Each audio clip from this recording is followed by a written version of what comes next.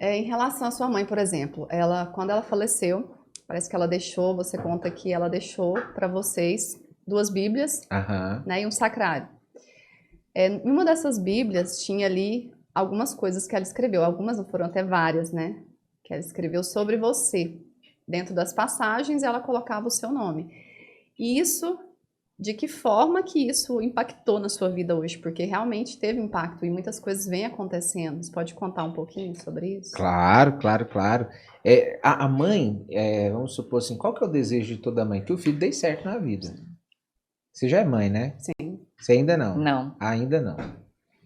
Então, o que que acontece? O desejo de toda mãe é que o filho dê certo na vida. E minha mãe, e assim, linkando a minha mãe dentro do tema do programa, minha mãe sempre foi uma mulher muito triste. Minha mãe, ela não... Era raro você olhar para minha mãe e ver ela com aquele sorriso orelha a Estampado, né? orelha. Raras vezes, inclusive, até no dia do falecimento dela. Sempre que você vê minha mãe, ela estava um pouco triste, ela era um pouco, assim, um pouco não, ela era bem sisuda, assim, sempre fechada na dela, cara fechada. Minha mãe, então, não tinha esse sorriso transbordante o tempo todo. Até por causa da história de vida dela. Minha mãe também sofreu muito durante a jornada dela, né? Então isso foi fazer ela ser um pouco dura no sentido de expressar essa alegria. Porém, a minha mãe sempre foi uma guerreira que caminhou comigo em tudo. Tudo que eu falava assim, vou fazer, minha mãe estava do lado. Vou fazer tal coisa, minha mãe estava do lado. Quando eu criei um projeto chamado Jovens Resgatando Jovens no Poder da Comunhão, era uma missa que eu fazia na rua, e eu dava palestras no Brasil inteiro, em Goiás principalmente. Eu ia, dava as palestras e falava para eles, olha, inclusive todo terceiro domingo do mês eu faço uma missa na rua. Quando dava o terceiro domingo do mês, parava assim 6, 7 ônibus, gente vindo do interior de vários lugares para participar da missa. Legal. Minha mãe era quem fazia as comidas para os jovens comerem no final da missa. Os caldos, os bolos de cenoura. Aí terminava a missa 10, meia, 11 horas, a gente ficava até 2 da manhã lavando tudo e minha mãe lá comigo. Então minha mãe sempre foi essa pessoa que esteve do meu lado para tudo. E minha mãe me vendo fazer as coisas, ela viu sempre que eu fui o cara sonhador. Sempre. E chegou um determinado momento que eu casei, e agora quando eu era aquele jovem, eu estava ali junto da minha mãe para tudo. Quando eu caso, Nossa, né, difícil. minha mãe a minha esposa até fala, amor, eu acho que sua mãe demorou a gostar de mim, porque eu tomei você dela, né? Sim. E houve esse processo mesmo assim, porque imagina só, foi uma ruptura muito grande, ainda mais que meu pai já tinha separado dela.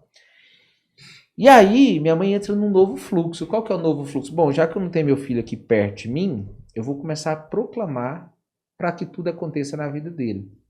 Aí ela começa a pegar a Bíblia, aí eu vou dar um exemplo que é emblemático para mim. Tem uma passagem na Bíblia que está escrito assim, ó, e tudo que José do Egito tocava, prosperava. Aí minha mãe vinha e escrevia assim, ó, e tudo que o Fernando toca, prospera. Aí de repente tinha uma passagem lá em Isaías falando assim, ó, o Espírito de Deus repousa sobre mim. Minha mãe ia lá e escrevia, o Espírito de Deus repousa sobre o Fernando. Que lindo. Aí você pega uma em Gênesis, estava escrito assim, ó, Deus contemplou sua obra. Aí minha mãe escrevia, Deus contemplou o Fernando. Anotações como essa, deve ter mais de 200 na Bíblia da minha mãe, a meu respeito. Impactante, né? Palavra de mãe tem poder, né? Demais. Nossa palavra tem Nossa poder. palavra, De de mãe mãe, é poder ao dobro, justamente. né? É o poder ao dobro. Então, por exemplo, muitas coisas nasceram, aí quando aí eu vou usar o termo comum, enterrar a minha mãe, e agora eu vou usar o termo que eu gosto de usar. Quando eu fui plantar a minha mãe, eu plantei minha mãe como uma semente. E na hora do enterro eu disse, perguntei os coveiros, qual que é o nome de vocês?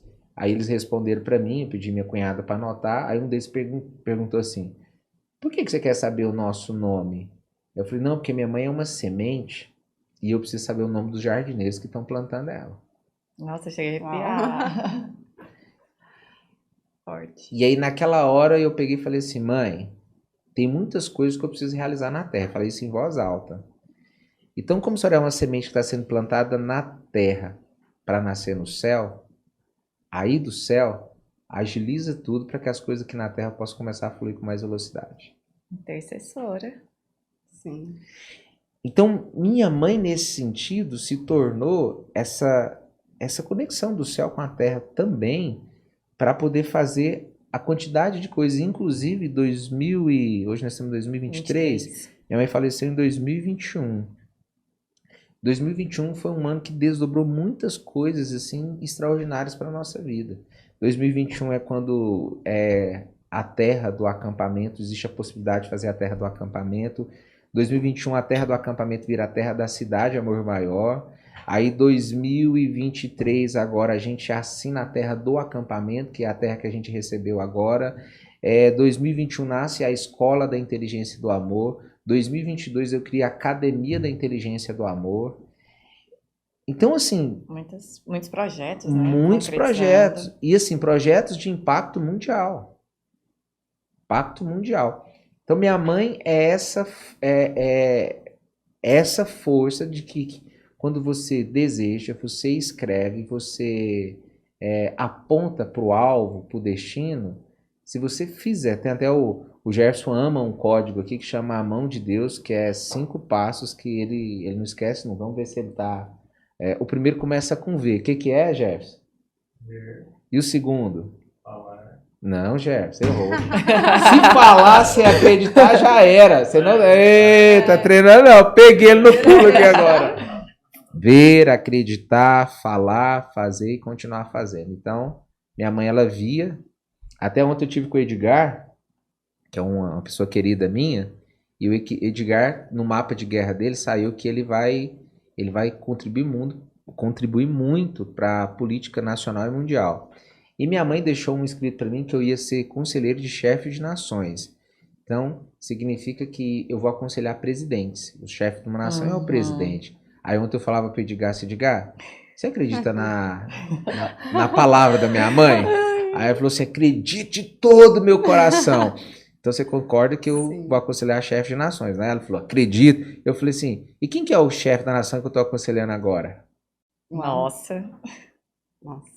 Ela falou, sou eu. Eu falei, qual que é o nome dele? Ele, Edgar. Então naquele momento, não é no futuro não, quando ele ser, não. Eu já estou declarando que eu já estou aconselhando o chefe de uma nação. Estava na minha frente. Então minha mãe acreditava de todo coração o que ia acontecer, eu acredito de todo coração e repito, né? Enquanto esse coração bater, eu estarei nesse lugar que já está declarado para mim, que minha mãe já declarou, e eu vou continuar fazendo, e continuar fazendo, e continuar fazendo, até que aquilo se torne realidade. Como, por exemplo, e assim, gente, o princípio, ele serve para tudo, para as coisas pequenas, para coisas médias, para coisas grandes. Quando você aplica o princípio numa coisa pequenininha, aquilo dá certo e você começa a aplicar para as outras coisas também. Por exemplo, esses dias para trás eu peguei em 2000, quando eu tinha 22 anos, eu escrevi assim, ó, nem tinha namorado. Eu escrevi, quero ter uma família grande, uma casa que tem um jardim e um pé de acerola para eu chupar acerola com os meus filhos. Eu tinha 22 anos. Aí eu olho, na hora que eu li aquilo, eu olhei para o jardim de casa. Tinha família grande, os filhos, não tinha o pé de acerola. Tinha as crianças e não tinha o pé de acerola. Falei, gente, eu falei, o mais complicado eu já construí. Falei, o mais complicado já está pronto. Aí eu fui lá, comprei um pezinho de acerola, pequenininho assim, ó. Plantei. Ele não cresceu. Eu falei, não, mas tá escrito lá que vai acontecer. Aí eu fui lá, tirei ele do balde que ele tava lá, joguei ele pra terra, podei e ele começou a crescer. Aí ele parou uma época. Eu falei, não, lá tá escrito que ia dar muita acerola. Aí alguém falou pra mim assim, nesse lugar não vai dar, porque não pega sol. Eu falei assim, não aceito essa palavra de maldição, vai dar sim. Aí eu fui lá e podei de novo. O pé foi crescendo. Hoje o pé ele tá acima do muro e carregado de acerolas. O que eu estou querendo dizer? Que plantar o pé de acerola foi tão importante quanto gerar minha família. Gerar minha família, você fala assim, não, gerar minha família foi algo muito mais complexo. Não, é a mesma intensidade. Eu plantei o pé de acerola e tive que podar o pé de acerola, eu tive que cuidar do pé de acerola, eu tive que olhar para ele. A família é do mesmo jeito. Eu tive que construir minha família, eu tive que olhar para ela, eu tive que fazer ajuste para essa família crescer. Então, desde o pequeno, médio, grande, é tudo uma coisa só. Não, Fernanda, é muito diferente. Não é, vai por mim. Planta o pé de acerola e faz o pé de acerola crescer e dar fruto. Você vai ver que tudo que você for pôr na mão depois vai gerar fruto e vai crescer. Por quê? Porque deu certo numa coisa pequena.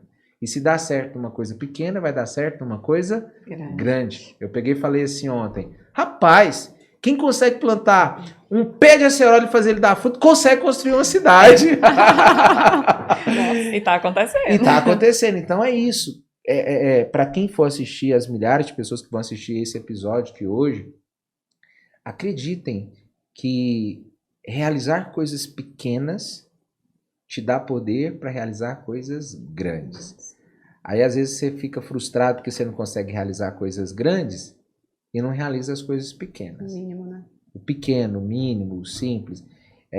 Nós somos pequenos. Você vai olhar aqui agora, a gente não vai ter 100 pessoas aqui na live. Pequeno. Mas todas as vezes que uma pessoa pedir algo para Deus, Deus não vai entregar a floresta pronta, Ele vai entregar a semente.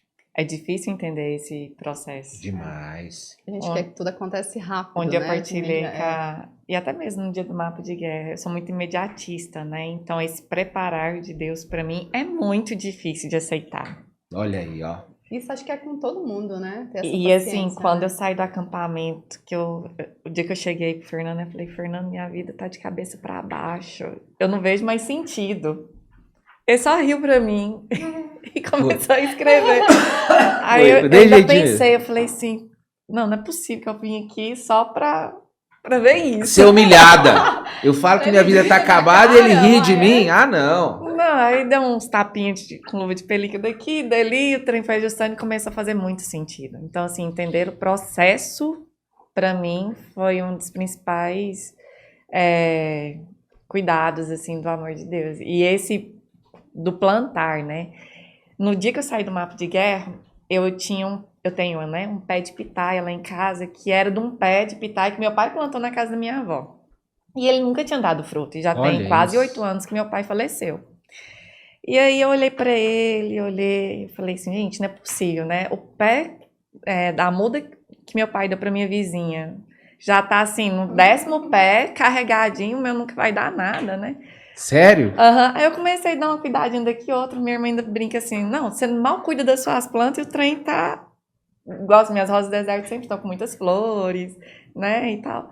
E eu comecei a dar uma cuidadinha, fui lá, dei uma podinha e tal, eu falei, quero só ver se esse trem vai dar fruto. Gente, ele já deu 6.